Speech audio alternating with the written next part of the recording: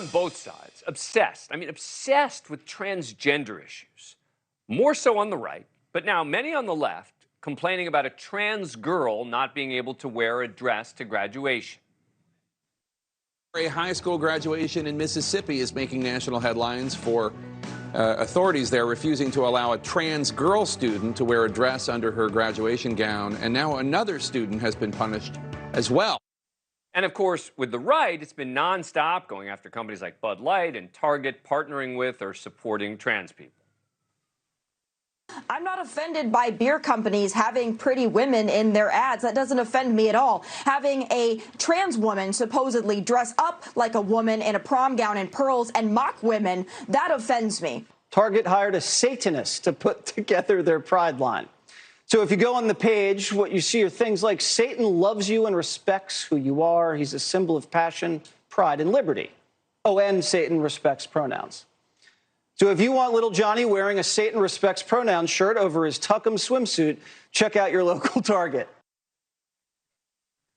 Why are they all so fixated on such a small percentage of the population? 1.6 million people, apparently aged 13 and up, identify as trans in the United States. That's according to a report by UCLA Law School. That's out of like 336 million people who live in this country, roughly 0.5%, maybe a little more. Assume people 13 and under are part of the 336 million, identify as trans. So why is there such a disproportionate impact on the media? Frank, why? A host of reasons. One, the right is loving this. First of all, I could never imagine getting so worked up over a beer endorsement deal, especially a beer as mediocre as Bud Light. The right loves that was tough.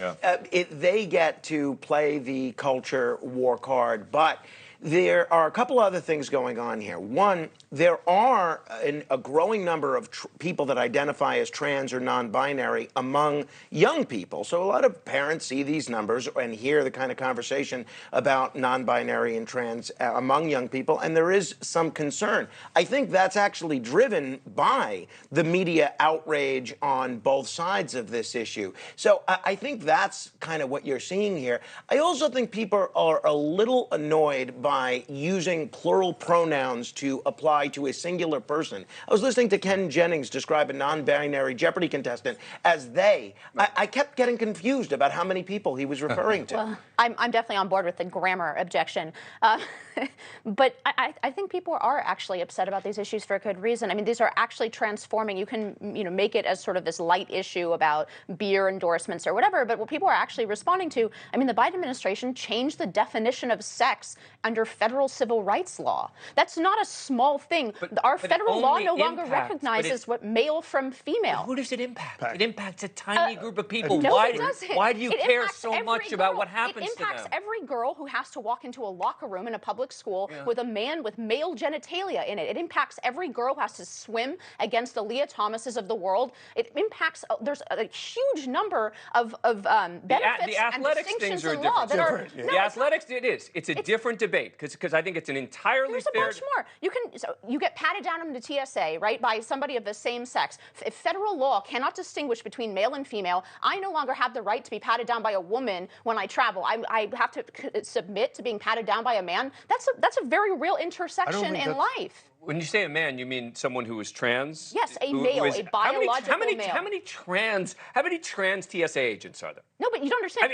If you redo sex in law, I understand. There is no way to distinguish. And by the way, we now have male people who are put in the women's prison. This is happening in New Jersey. It's happening in California, in Illinois. This is a very real issue. Part of the problem is it's interesting that now Republicans care about prison reform. Well, part of the well, first of all, President Trump did sign the First Step Act, which was the most fundamental criminal justice. Well, actually, it was President Bush 43 who signed the Second Step Act. But the issue with trans and how it's been redefined over the years. Now, all you have to do is say you're a man or a woman.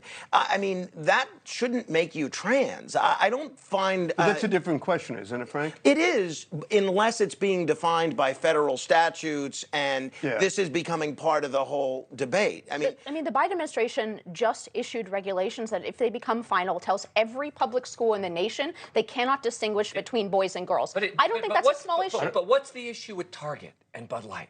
Because people don't want to walk into a store and see tucking arrangements for 13-year-olds. Well, I think it actually that's turns fine. out that wasn't true, that they were. No, that's I think the Bud Light I'm sorry, I saw the picture It's of silly. swimsuit.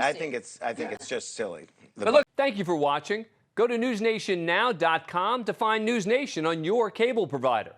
And don't forget to click the red subscribe button below to get more of NewsNation's fact-driven, unbiased coverage.